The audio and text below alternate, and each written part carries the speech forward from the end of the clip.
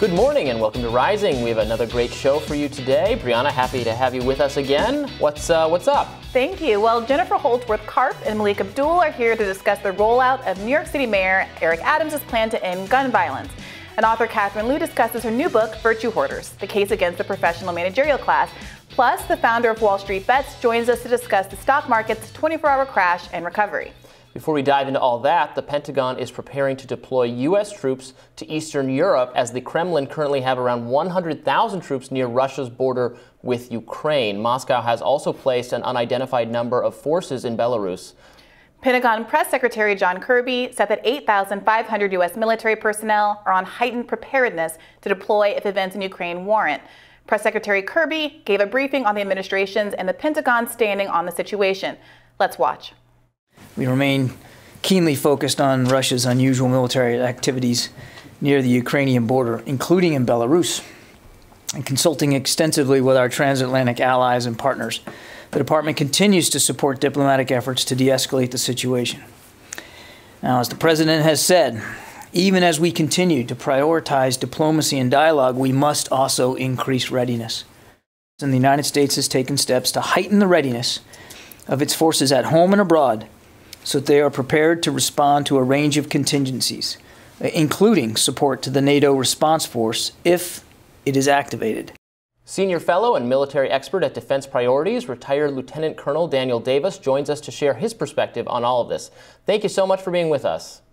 Hey, thanks for having me. So, what can we realistically do right now to contain this? I don't think anyone actually wants U.S. troops involved in a kind of war between Russia and Ukraine. I mean, it's so unthinkable, it's virtually impossible, I think, to even allow that could be a possibility. Are there still, diplomatic options? Are we being too involved? What is your read of the situation? Yeah, well, that should be unthinkable, but unfortunately it doesn't appear to be unthinkable because really both sides of this continue to ratchet things up, and that, frankly, is not in America's interest. And look, I get it. Nobody wants Russia to invade Ukraine. Nobody likes what Putin's doing. He's absolutely wrong in threatening military action on his neighbor.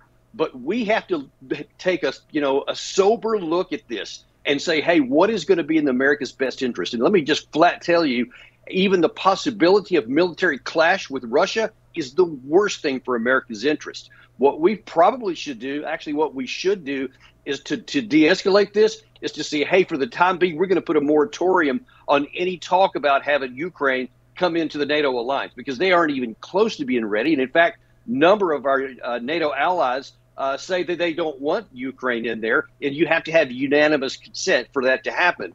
So what we need to do is we need to talk about that instead of continuing to just ramp up pressure for pressure.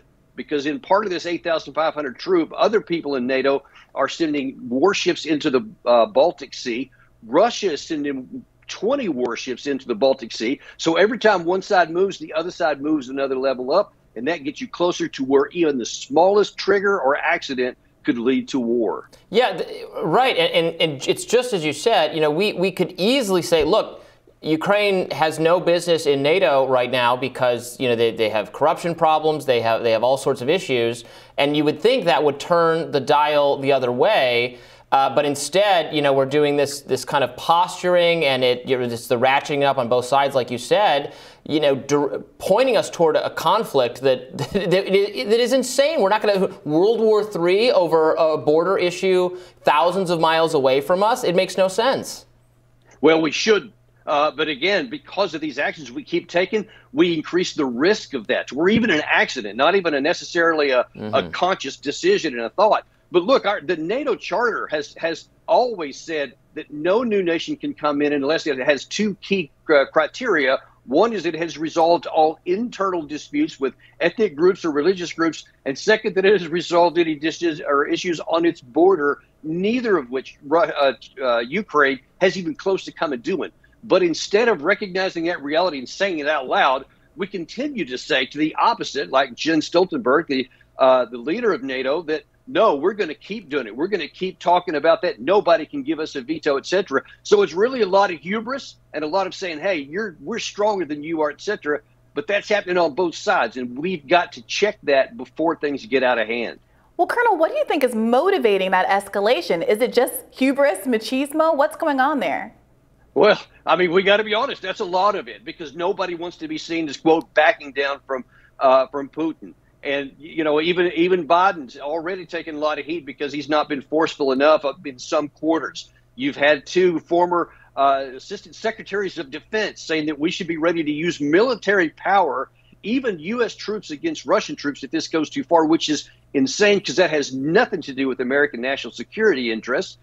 Yet these voices continue to get airtime. And I'm telling you, we've got to check this now before it gets too far.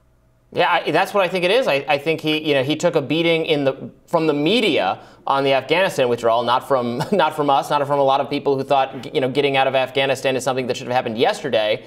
But he took a beating from the mainstream press, and his approval ratings are down. So he doesn't want to. He politically is afraid of looking weak or looking like he's not taking the situation seriously enough, even if the taking it seriously enough option is insane.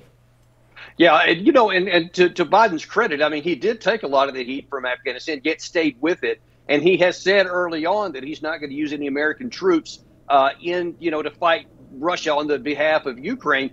Yet we continue to see this ramping up of NATO forces throughout and closer to Russia. We see a not backing off of the red line that Russia has listed, which is no NATO expansion to NATO. And now then we're sending yet more troops right up to the border of Russia, which they're viewing with alarm, as I've seen just from today's news reports. Well, we want to turn to what's going on in Afghanistan. The Pentagon recently released declassified footage of U.S. drone strike in Kabul that killed 10 civilians in the final hours of America's chaotic withdrawal from the region. The New York Times obtained footage through a Freedom of Information Act lawsuit against U.S. Central Command, which then posted the imagery to its website. The victims were an Afghan man who worked for a U.S.-based organization and 7 of his small children.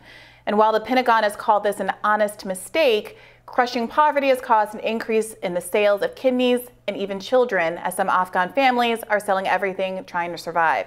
25% of the population is facing extreme famine, largely in part because of the U.S.'s control of the Afghan Central Bank.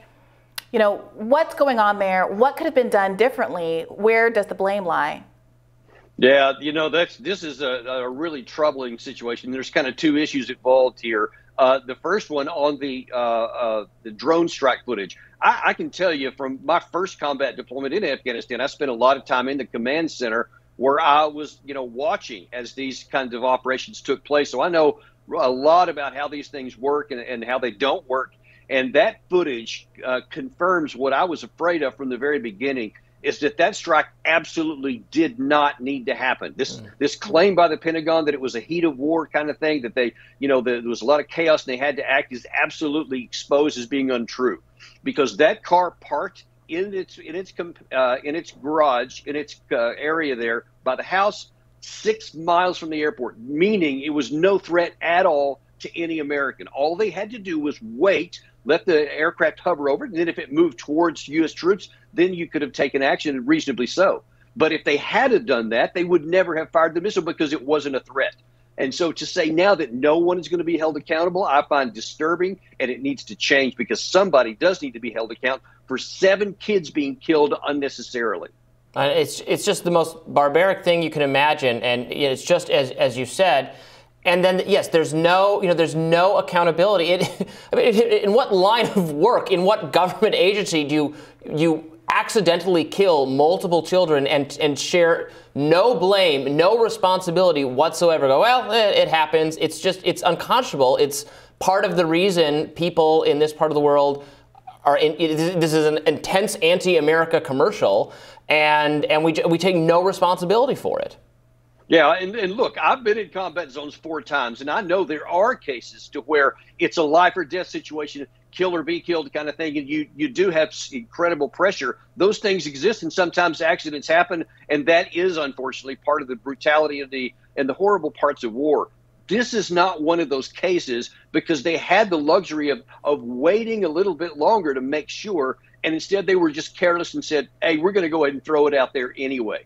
And because of that, that's why somebody needs to be held accountable, because we can't be so careless that nobody ever is held accountable. And as we've seen from recent New York Times reporting and others, all these 1,300 examinations of civilians being killed. No one in America has been held accountable, and that is an egregious mistake. Mm-hmm. Oh, it's horrible, horrible. Thank you so much for joining us. We really appreciate your expertise. Always my pleasure. Thanks for having me. Well, next we'll tell you what's on our radars. Stick around for that.